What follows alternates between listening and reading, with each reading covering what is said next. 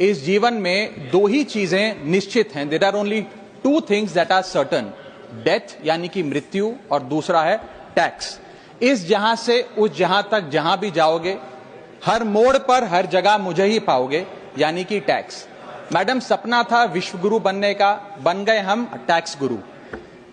और इतना टैक्स जो भारत की आबादी सरकार के खजाने में डालती है, उसके बदले सरकार जनता को देती क्या है, यह बहुत बड़ा सवाल है।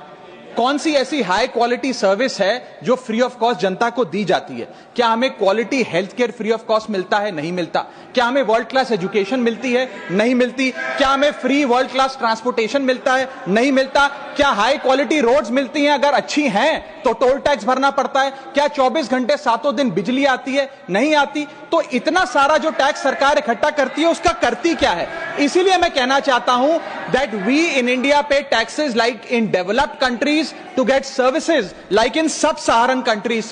Madam, from the moment a child is born to the very moment his family mourns his death, the government is there at every step, not to help you but to tax you.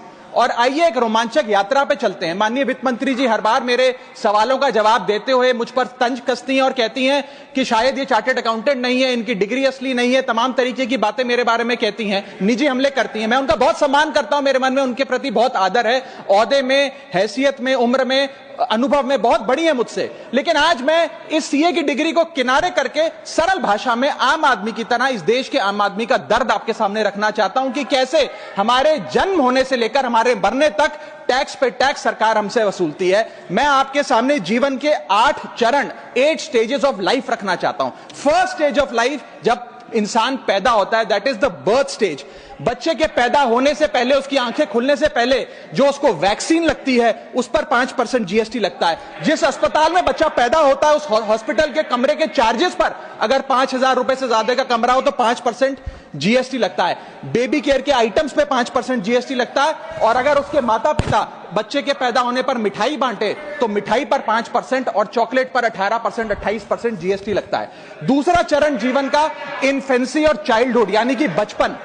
बचपन में baby food जो खरीदा जाता है उस पर 12 से 18% GST, diaper जो खरीदा जाता है उस पर 12% जीएसटी, बेबी स्ट्रोलर पे 5 से 12% जीएसटी, और जो खिलौने बच्चे को दिए जाते हैं उन खिलौनों पर भी 12% जीएसटी लिया जाता है। जब मुंडन होता है बच्चे का, पहला हेयर कट जिसे कहते हैं, उस हेयर कट की सर्विसेज पर भी 18% जीएसटी, और पहली बर्थडे पार्टी पर जो फोटोग्राफी होती है, फोटो खिंचवाई जाती है, उस फोटोग्राफी सर्विसेज पर भी 18% जीएसटी। यहां तक कि नामकरण की बर्थडे पार्टी जो की जाती है उस पर भी, केटरिंग सर्विसेज से लेकर खान पर 18% जीएसटी सरकार वसूलती है। अब बच्चा स्कूल जाना शुरू करता है तो स्कूल जाने पर यूनिफॉर्म से लेकर जूतों, स्कूल बैग, लंच बॉक्स, सब पर जीएसटी लगता है। 12% जीएसटी नोटबुक पर लगता है, 18% जीएसटी स्टेशनरी आइटम पर लगता है। और उसके बाद अगर कोई एक्स्ट्रा करिकुलर एक्टिविटी बच्चे को करनी हो, कोई म्यूजिक क्लास करनी हो या फिर कोई स्पोर्ट्स कोचिंग की क्लास वो ले ले, उस पर भी 18% जीएसटी देना पड़ता है। प्राइवेट ट्यूशन ले तो उस पर भी जीएसटी, और पहली साइकिल जो बच्चा खरीदता है उस पर भी 12% जीएसटी देना पड़ता है। तीसरी अवस्था जीवन की, टीनेज ईयर्स, ये वो काल होता है जो सबसे मस्त मौला टाइम होता है जीवन का, बेहतरीन बेफिक्री का। इसमें बच्चा, यंग जवान लड़का लड़की अपना पहला स्मार्टफोन खरीदते हैं, उस स्मार्टफोन पर जीएसटी लगता है। अगर महंगा हो, विदेशी हो तो इंपोर्ट ड्यूटी भी लगती है।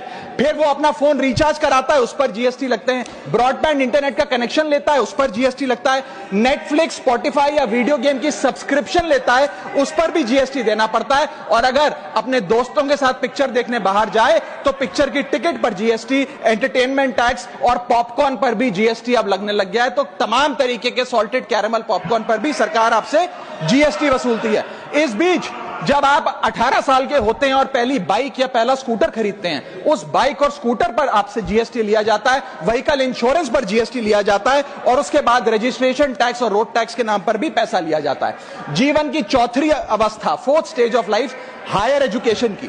इस हायर एजुकेशन की अवस्था में आप यदि प्राइवेट कॉलेज में पढ़ रहे हैं तो प्राइवेट कॉलेज की ट्यूशन फी पर जीएसटी लगता है। हॉस्टल में रह रहे हैं या पीजी का रेंट भर रहे हैं तो उस पर जीएसटी लगता है। स्टूडेंट लोन की प्रोसेसिंग फी पर जीएसटी लगता है। किताबों से लेकर लैपटॉप तक जीएसटी लगता है। और अगर माता पिता संपन्न हैं और बच्चे को विदेश भेजते हैं पढ़ने के लिए तो फॉरेन रेमिटेंस पर टैक्स कलेक्टेड एट सोर्स सरकार लागू करती है। अब आते हैं पांचवी अवस्था पे, जब वो अपना करियर शुरू करता है। ये वो एज है जिसे मैं golden age of direct taxes कहूंगा। अब ये डायरेक्ट टैक्स के जंजाल में आदमी फंस जाता है इस उम्र में, जब उसकी पहली नौकरी लगती है।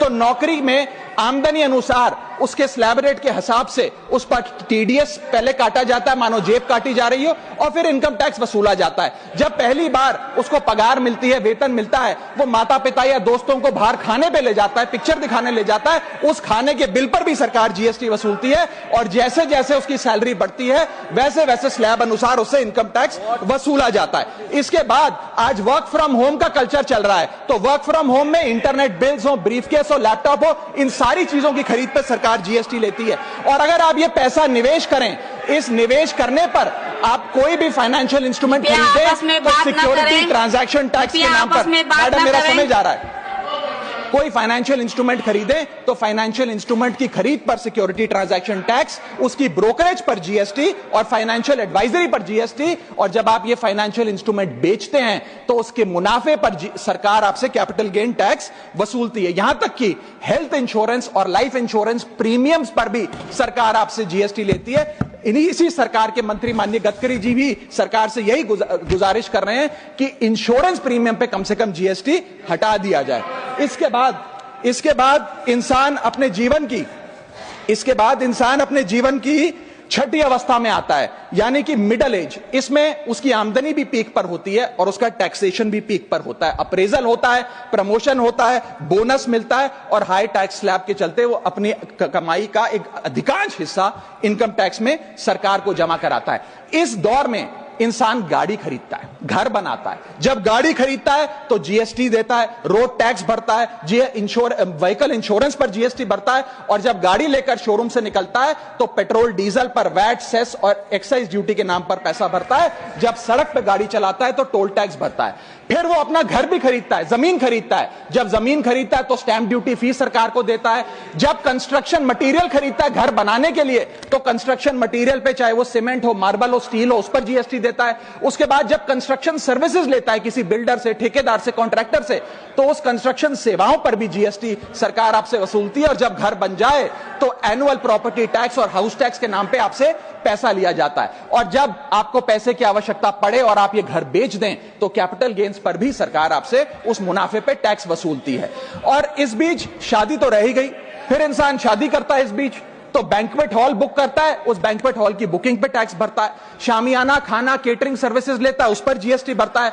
ज्वेलरी खरीदता है, उस पर जीएसटी भरता है। कपड़ा, शेरवानी सिलवाता है, कुर्ता पजामा, सूट पैंट, उस पर जीएसटी भरता है। यहां तक कि वेडिंग इन्विटेशन से लेकर, ब्राइडल मेकअप से लेकर, हनीमून के ट्रैवल तक हर चीज पर सरकार आपसे जीएसटी वसूलती है। सातवीं अवस्था सरकार जीवन की वो है रिटायरमेंट। इस फेज में इंसान चाहता है आरामदायक जीवन जिया जाए, जो जीवन में कमाया उस कमाई के सहारे उसकी इंटरेस्ट पर, पेंशन पर जिया जाए। लेकिन इस अवस्था में भी सरकार पेंशन और इंटरेस्ट इनकम पे आपसे टैक्स लेती है। बूढ़ा हो जाता है, दवाई इलाज की जरूरत पड़ती है तो हेल्थ केयर बिल पर, दवाइयों पर आपसे जीएसटी लिया जाता है। लाइफ इंश्योरेंस और हेल्थ इंश्योरेंस प्रीमियम पर तो जीएसटी लेती है। और इस दौर में वो अपनी वसीयत लिखता है, फैमिली विल। उस फैमिली विल पर जो लीगल फीस देता है उस लीगल फीस पर भी उसे जीएसटी देना पड़ता है और स्टैंप ड्यूटी देनी पड़ती है। और आठवीं जीवन की अवस्था यानी कि जीवन की समाप्ति, जब उसका स्वर्गवास हो जाता है, उसके जीवन का अंत हो जाता है, यहां भी सरकारें उसका साथ नहीं छोड़ती, यहां पर भी सरकारें उस पर टैक्स लगाती हैं। जब कोई इंसान मरता है तो उसके अंतिम संस्कार में देसी घी, चंदन वुड, नारियल, इत्तर जैसा सामान इस्तेमाल होता है, उस पर भी जीएसटी लगता है। और जब उसके मरने के उपरांत अखबार में ऑबिचरी की इश्तेहार छपाया जाता है, उस पब्लिकेशन ऑफ ऑबिचरी न्यूज़पेपर पर भी 5% सरकार जीएसटी लेती है। और मरने के बाद जब प्रॉपर्टी उसके बच्चों को या परिवार वालों को दी जाती है, उस म्यूटेशन पर भी सरकार आपसे ड्यूटी सेस लेती है। यह है life cycle of taxation model. लेकिन मैडम सबसे जरूरी बात यह है कि इतना टैक्स देने के बाद सरकारें हमें देती क्या है। मैं जानता हूं कि टैक्स सरकार के लिए जरूरी है, इस सरकार के लिए नहीं, जितनी सरकारें इस देश में रही सबने टैक्स लगाकर जनता से पैसा लिया। टैक्सेस वास्तव में जरूरी हैं, लेकिन सवाल यह है कि क्या ये टैक्सेस हमारी इकोनॉमी को बढ़ा रहे हैं या हमारी इकोनॉमी को खा रहे हैं। क्या इससे हमारी जिंदगी बेहतर हो रही है या हमारी जिंदगी बदतर हो रही है? इतने टैक्स लगाने की वजह से आज हमारी आमदनी घट रही है, इस वजह से खपत गिर रही है, कंजम्पशन गिर रही है, डिमांड नहीं बढ़ रही है और प्रोडक्शन गिर रही है। इस वजह से पूरा इकोनॉमिक साइकिल जो हमारा इकोनॉमी का चक्का है वो धीमा हो गया है। मैडम, इस देश में, बस समाप्त कर रहा हूं, इस देश में मैं मेरी पार्टी के टाइम से आप ले लीजिएगा, मेरी पार्टी के टाइम से ले लीजिएगा। मैडम, इस देश में 80 करोड़ जनता 5 किलो फ्री राशन के सहारे जी रही है। आपको जान के अचंभा होगा, इस 80 करोड़ जनता से भी ये सारा जीएसटी लिया जाता है, दिन प्रतिदिन लिया जाता है, जो आज मैंने पढ़ के सुनाया। सिर्फ अमीर नहीं,